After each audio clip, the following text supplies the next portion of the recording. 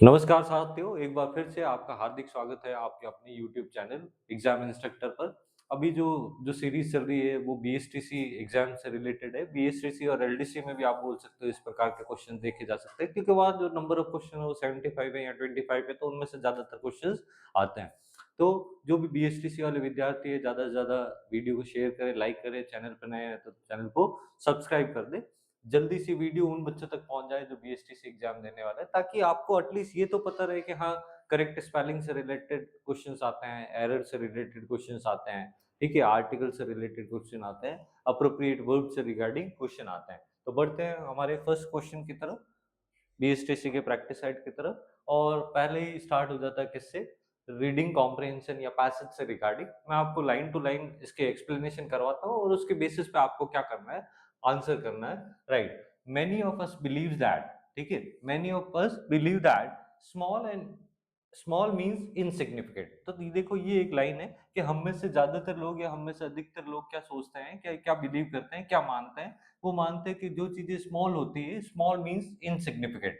तो देखो, significant word का मतलब होता है, सिग्निफिकेंट का मतलब होता है महत्वपूर्ण। इनसिग्निफिकेंट का क्या मतलब हो गया?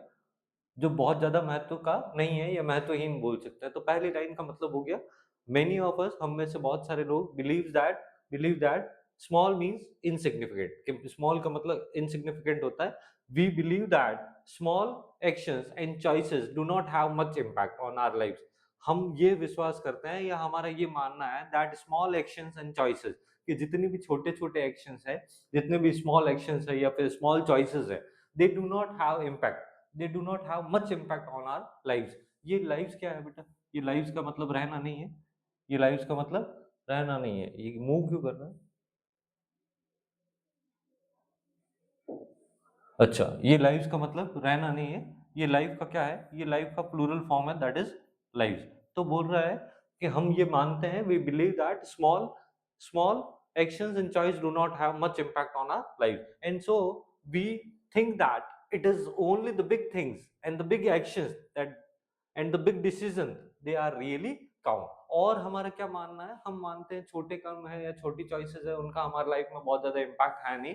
हम जो मानते हैं वो इसको बिल्कुल उल्टा है, बिल्कुल कॉन्ट्रेरी है। हम ये मानते हैं, we think that it is only the big things, सिर्फ बड़े थिंग्स जो है, बड़ी चीजें हैं, बड़े एक्शन है और बड़े जो डिसीजन है, दैट रियली काउंट। सिर्फ उन्हीं की वजह से हमारी लाइफ में इम्पैक्ट आता है या चेंजेस आते हैं, ऐसा हमारा मानना है। But when you look at the lives of all great people, लेकिन जैसे ही हम लोग क्या करते हैं, बट या जैसे ही आप लोग क्या करेंगे, when you look at the lives of all great people, जितने भी महान लोग हैं उनकी लाइफ को अगर आप देखोगे, उनकी लाइफ में अगर आप झांक के देखोगे, तो we will see that they build their character through the small decision, small choices and small actions that they perform every day.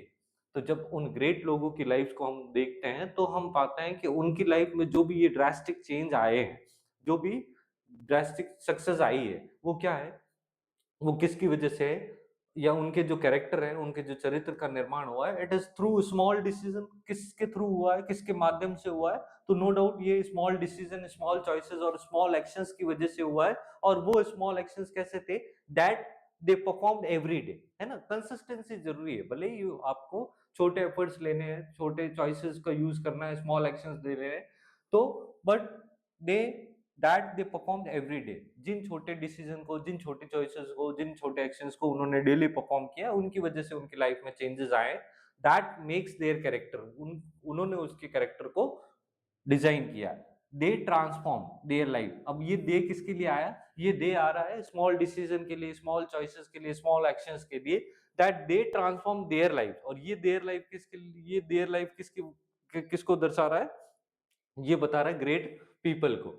तो they transform their life through a step by step of the day by day approach. उन्होंने जैसे step by step, जो day by day, step by step काम किया, उसकी वजह से ऐसा हुआ है। एंड ऐसा करके they nurtured and nourished their good habit. और ऐसा करके step by step, day by day करके, उन्होंने अपनी जो भी गुड हैबिट्स है उनको क्या किया है? नर्चर किया है एंड नरिश किया है। इसका मतलब उसको फलने फूलने का टाइम दिया है, उसको बढ़ावा दिया है। And they chipped away their bad habits. और इसी तरीके से धीरे धीरे उन्होंने क्या किया है? Chipped away their bad habit. अपनी बुरी जितनी भी आदतें थी उनको क्या कर दिया है? गिव अप कर दिया। Chipped away means give up कर देना या छोड़ देना, and one step at a time, और उन्होंने ये एक साथ नहीं किया, one step at a time, एक समय में एक छोटा सा स्टेप किया, एक समय में एक छोटा सा स्टेप किया, इसी तरीके से उन्होंने किया, और उन्होंने अपनी गुड हैबिट्स को नर्चर किया, नरिश किया, and they chipped away their bad habit one step at a time, and it was their small day to day decision,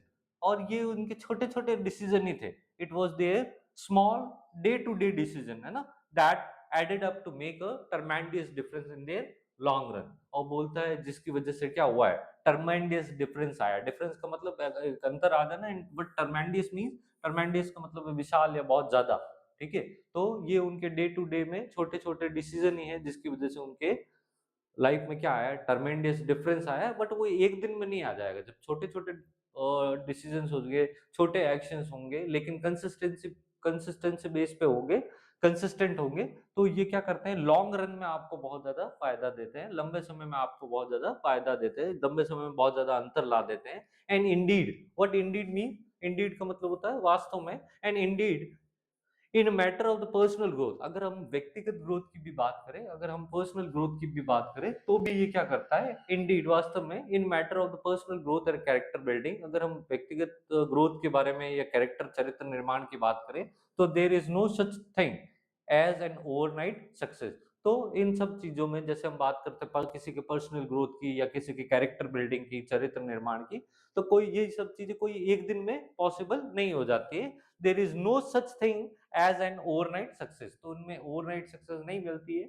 हमें क्या करना पड़ता है, day to day small actions, small decision, small choices लेनी होती है, ठीक है। फिर ये हमको क्या करता है, लॉन्ग रन में बहुत ज्यादा ड्रास्टिक चेंज ये देखने को मिलता है, या टर्मेंडियस डिफरेंस देखने को मिलता है। तो ये हमारा पैसेज था, और ये आपके लिए बहुत इंपॉर्टेंट भी है, आपको समझना भी चाहिए कि आपको भी जब तैयारी कर रहे हो तो ऐसा नहीं है कि एक ही दिन में सब कुछ अचीव हो जाएगा, आपको भी अपने स्मॉल एक्शंस लेने हैं, डे टू डे कंसिस्टेंसी के साथ में पढ़ना है, छोटे छोटे स्टेप्स लोगे तो ये एक दिन बहुत बड़ा अंतर ला देंगे। बढ़ते हैं हमारे क्वेश्चंस की तरफ, ये पैसेज था आपका, the main idea in the passage is that, ठीक है। तो जो मेन आइडिया है इस पैसेज का वो क्या है, तो वो आपको बता ही दिया है कि स्मॉल, हम पहले ओपनिंग तो इसकी स्टार्ट करी थी कि हम स्मॉल डिसीजन में विश्वास नहीं रखते, स्मॉल एक्शंस में विश्वास नहीं करते, हमें यही पता है कि बड़ी चीजें हैं, बड़े डिसीजन है, वही चीजें क्या करते हैं, चेंज करते हैं। तो मेन थीम क्या हो गई, big things, big actions and big decision make a person great.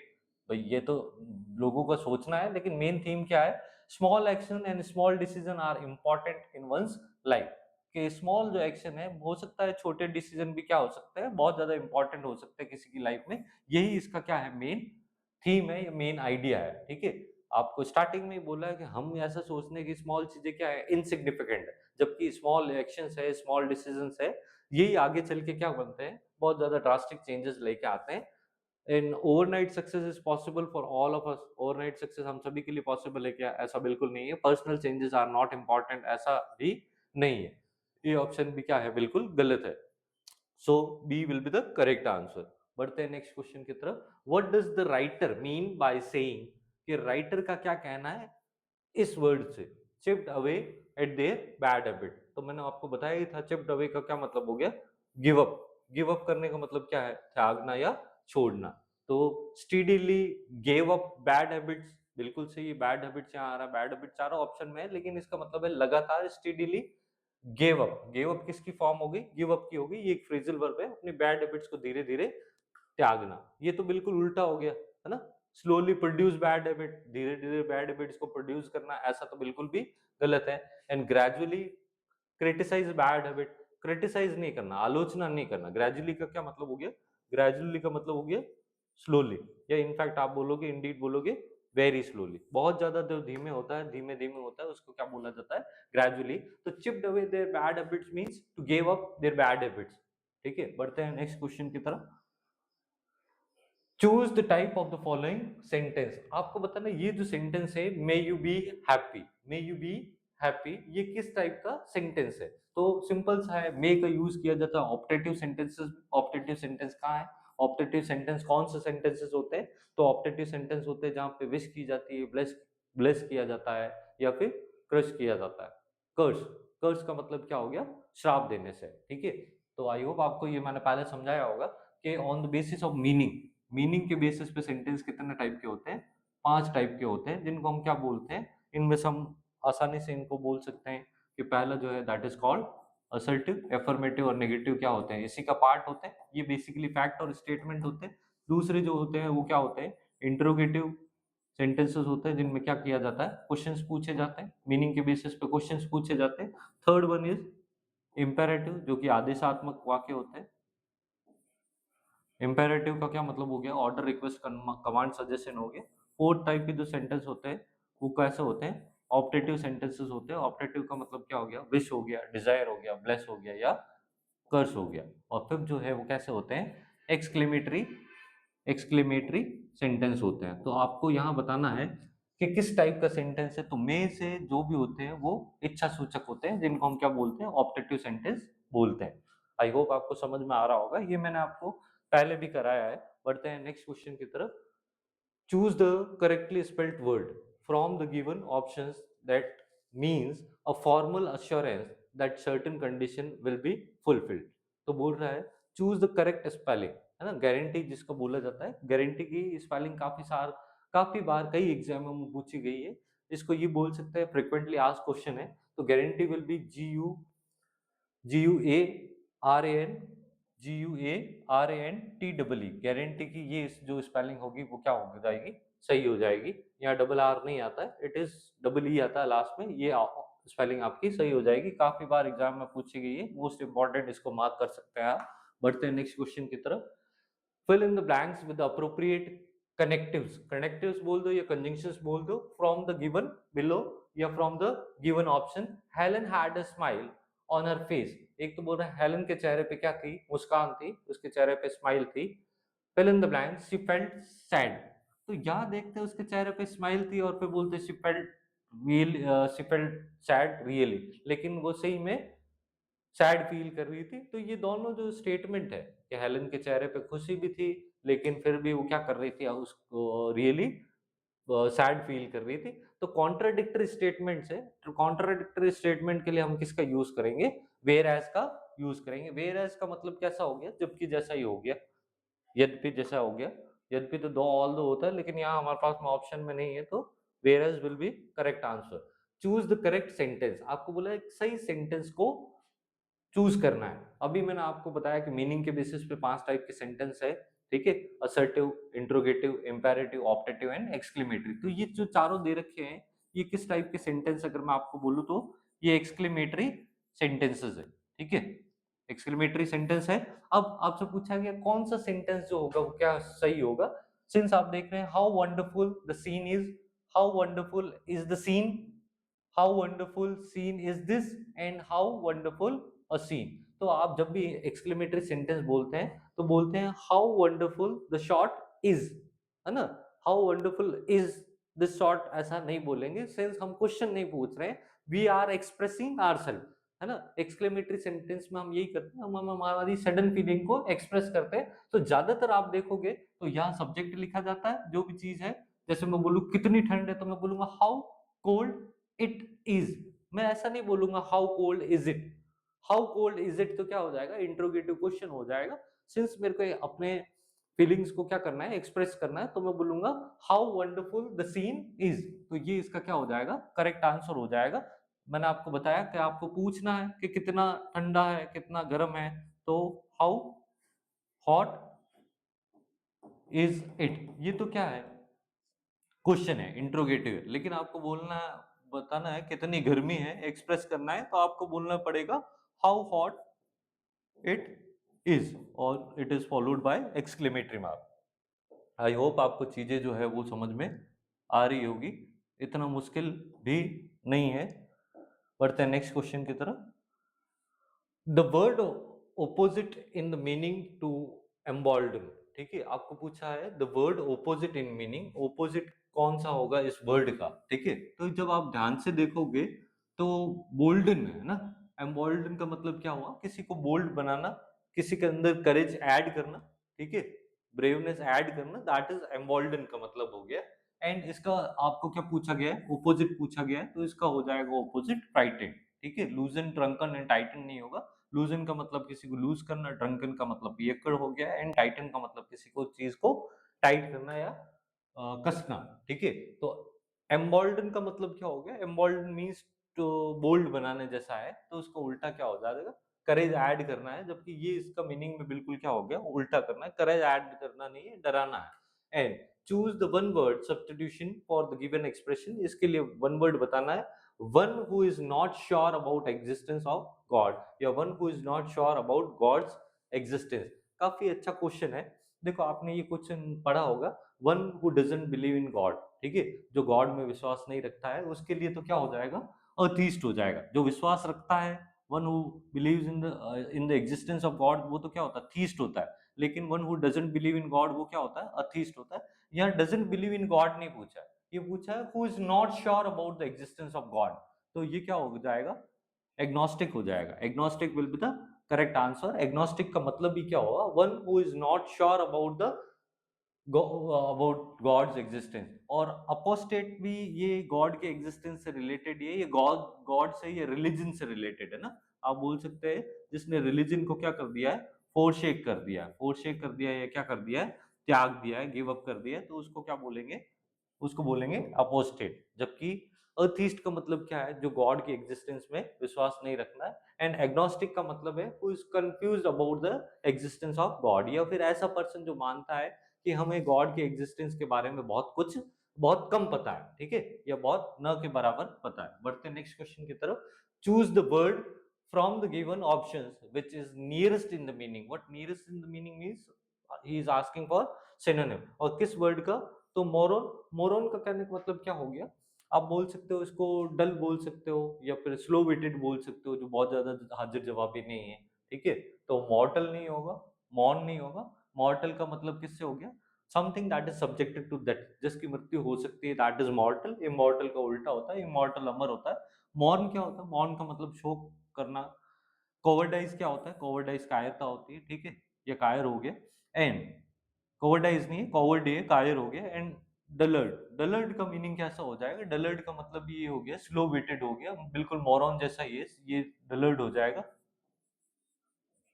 डलर्ड और मोरॉन दोनों का मतलब क्या हो गया, स्लो वेटेड बोल सकते हो, या फिर डल बोल सकते हो, स्लो वेटेड। बढ़ते हैं नेक्स्ट क्वेश्चन की तरफ। चैनल पे या इस वीडियो पे आपको अंत तक बने रहना। अंत तक बने रहोगे तो आपको जो क्वेश्चंस मिलेंगे, जो कॉन्सेप्ट मिलेंगे, they are going to be very helpful in your upcoming exam. आप चैनल पे बने रहेंगे तो नो डाउट ऐसे कॉन्सेप्ट सीखेंगे जो वाकई में आपको पहले नहीं आ रहे थे, और एग्जाम में आपको ये बहुत हेल्प करेंगे, बहुत अच्छा फायदा मिलेगा आपको। तो choose the word from the given option which is opposite in the meaning. Again आपको देखो क्वेश्चन ध्यान से पढ़ना है, ऑपोजिट। कई बार मैं भी क्वेश्चन ढंग से नहीं पढ़ता हूँ तो मेरे भी एग्जाम में गलत हो जाता है। तो ऑपोजिट ढूंढना है किसका, ऑफ द वर्ड मैनिफेस्टेड। अब देखो मैनिफेस्ट का क्या मतलब होता है, मैनिफेस्ट का मतलब होता है किसी चीज को विजुलाइज करना, है ना, साफ तौर से देख पाना, साफ तरीके से दिमाग में उसकी इमेज बना पाना, ठीक है। तो इसका ऑपोजिट पूछा है, ऑपोजिट हो जाएगा आपका क्या, कंसील। देखो रिवील, डिस्प्ले, दर्शाना ही है, ये इसके सेम जैसे वर्ड है, but how, what conceal mean, conceal का मतलब हो गया छुपाना। कंसील का मतलब क्या हो गया, हाइड करने से या फिर छुपाने से। तो ये किसी चीज को इमेजिन करना, स्पष्ट तौर पे, साफ तौर पे सामने लेके आना, दिमाग में इमेज बनाना। जबकि कंसील का मतलब क्या हो गया, छुपाने से है, जो कि ऑलमोस्ट उल्टा है। Fill in the blanks with appropriate article, ठीक है, आपको आर्टिकल का यूज करना है। और बहुत अच्छा क्वेश्चन है कि दैट वी रिसीव्ड एसओएस। आपको पता है पिछली बार एक वर्ड बताया था या एक स्पेलिंग पूछी गई थी एब्रीविएशन की, दैट इज ABBREVA, एब्रीविएट, है ना, एब्रीविएट वर्ड था। तो मैंने आपको बताया एब्रीविएशन का क्या मतलब होता है, शॉर्ट फॉर्म होता है। तो इमरजेंसी कॉल्स के लिए क्या बोला जाता है, SOS बोला जाता है, ठीक है। तो जैसे बोलोगे वी रिसीव्ड, ASOS नहीं आएगा, NSOS यूज किया जाएगा। अब आप बोलोगे सर सिंस ये वॉवल से स्टार्ट नहीं हो रहा तो हमने एन कैसे यूज किया, तो हम बोलते हैं जैसे ही हम एसडीएम बोलते हैं तब भी उसके उससे पहले भी क्या यूज किया जाता है, NSDM यूज किया जाता है। ऐसा इसलिए भी है क्योंकि जिस जिस इनिशियल वर्ड को पढ़ा जाता है, जैसे ही हम इसको एस पढ़ते हैं तो एस में ए साउंड आ रहा होता है, दैट इज वॉवल साउंड, और इसी वजह से यहाँ क्या यूज किया जाएगा, एन यूज किया जाएगा। बहुत ही जल्दी आपके आर्टिकल्स की भी क्लास जो है वो होने वाली है।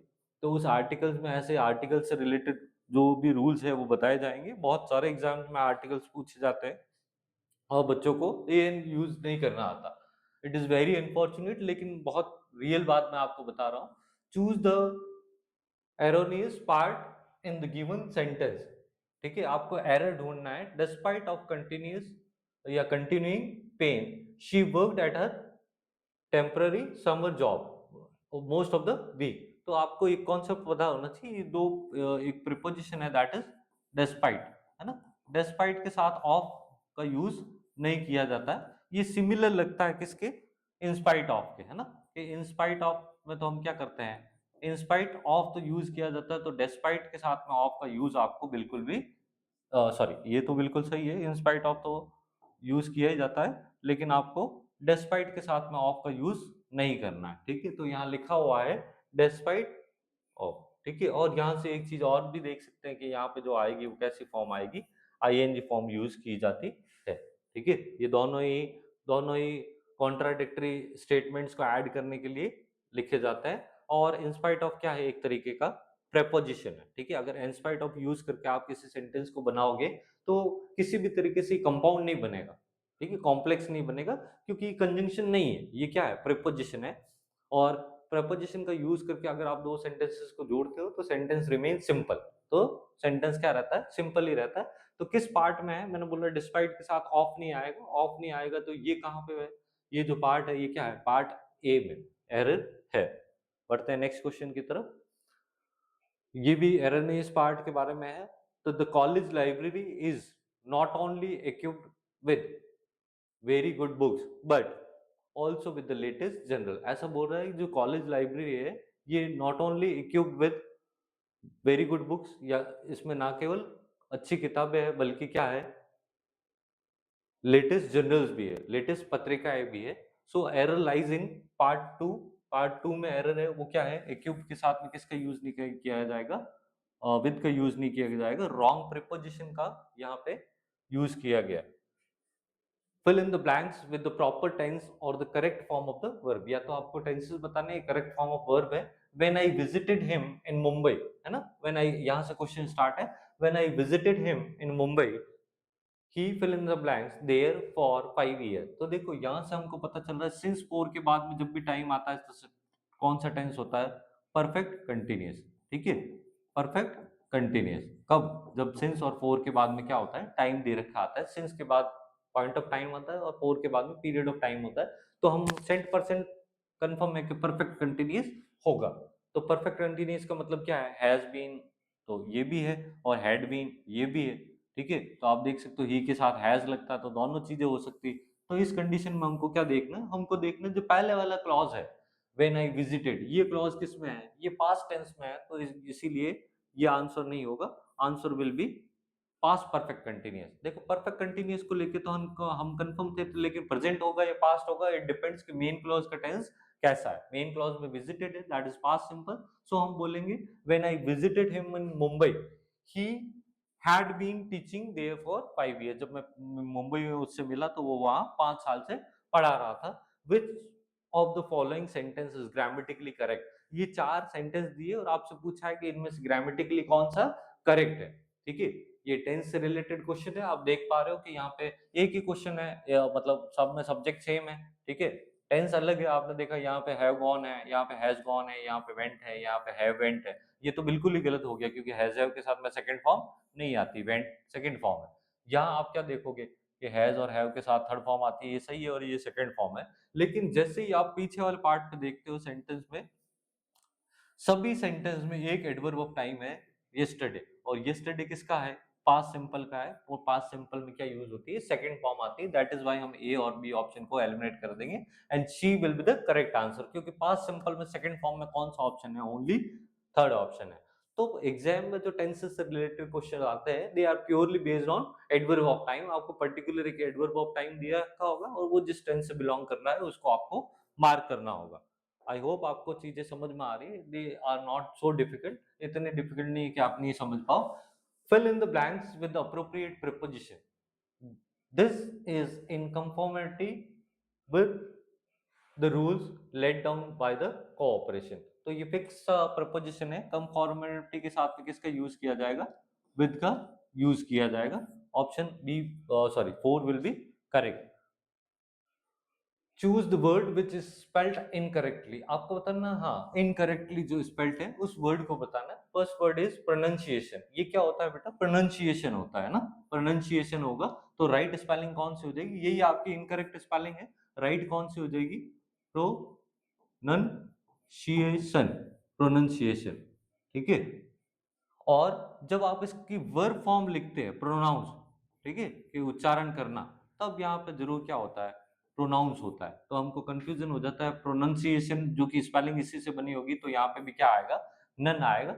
ये दो अलग अलग स्पेलिंग से आपको समझना है, तो इसने इनकरेक्ट स्पेलिंग के लिए पूछा है, तो इनकरेक्ट कौन सी है, प्रोनाउंसिएशन, प्रोनाउंसिएशन नहीं होगा, प्रोनाउंसिएशन होगा। प्रोनाउंस तो कहाँ आता है, जब ये क्या होती है, वर्ब होती है, ये हमारा क्या है, noun part.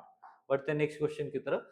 Change the degree, है ना, चेंज द, सॉरी डिग्री नहीं, change the direct narration to indirect, direct से इनडायरेक्ट में आपको चेंज करना है।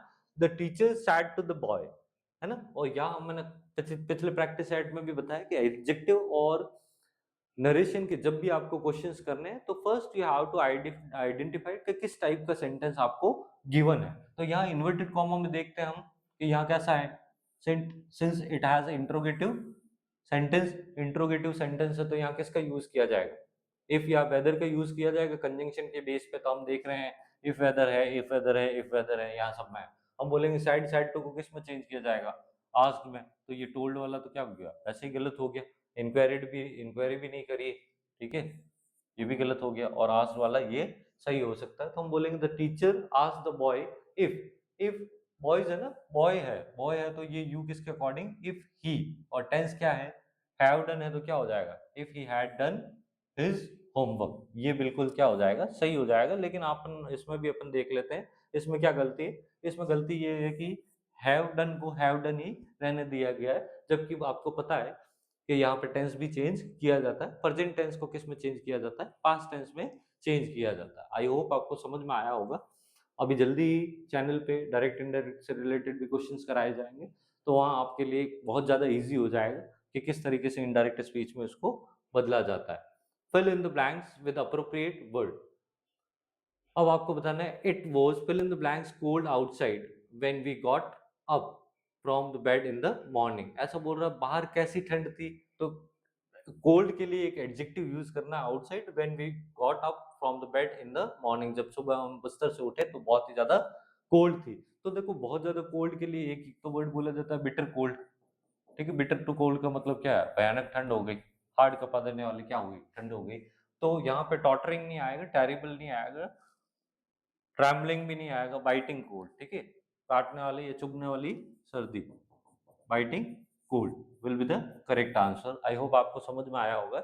ये कुछ फ्रेजेस ही होते हैं जो फिक्स होते हैं कि इसके साथ में इस तरीके से यूज किया जाएगा। Fill in the blanks with the proper tense, है ना, ये वापस से टेंस का क्वेश्चन आ गया। Correct form of the verb, the advancement, the advancement नहीं, द एडवांसमेंट्स, ठीक है, in the medical science fill in blanks to be boon for all of us, के ये जो जितने भी मेडिकल एडवांसमेंट है ये हम सब के लिए क्या है, बून है, ठीक है। तो कौन सा टेंस होगा यहाँ पे, पहला तो बात है the advancement in medical science, advancement है प्लूरल होगा तो ये तो नहीं होगा, ठीक है, हैज बीन प्रूव्ड ये भी नहीं होगा, हैड प्रूवन और हैव प्रूव्ड। आपको देखना है कुछ प्रेजेंट टेंस वाला सेंटेंस है क्या, the advancement in medical science have proved to be a boon, लेकिन आप देखोगे ये क्या हो रही है, have proven to be a boon for all of us. So correct answer ऐसा हेड नहीं हो जाएगा, हेड प्रूवन नहीं है, पास्ट में नहीं बोलेंगे कि ये हमारे लिए बून साबित हुआ है, it will be in the present tense. So it will be the advancement in medical science have proved to be a boon for all of us, ठीक है। बून का उल्टा क्या हो जाएगा, ये बून का मतलब ब्लेसिंग जैसा हो गया, कर्स जो है, श्रापित जो है, ये हमारा क्या हो जाएगा, इसका एंटोनिम हो जाएगा। और इस तरीके से हमने आज की भी 20 क्वेश्चंस किए। आई होप आपने सभी क्वेश्चंस को एंजॉय किया है, सभी कॉन्सेप्ट को सीखा है। मैं आपसे फिर से चाहूँगा कि आप ज़्यादा से ज़्यादा चैनल को लाइक करें, वीडियो को लाइक करें, चैनल को शेयर करें और सब्सक्राइब करें। थैंक यू वेरी मच, मिलते हैं नेक्स्ट वीडियो में, धन्यवाद।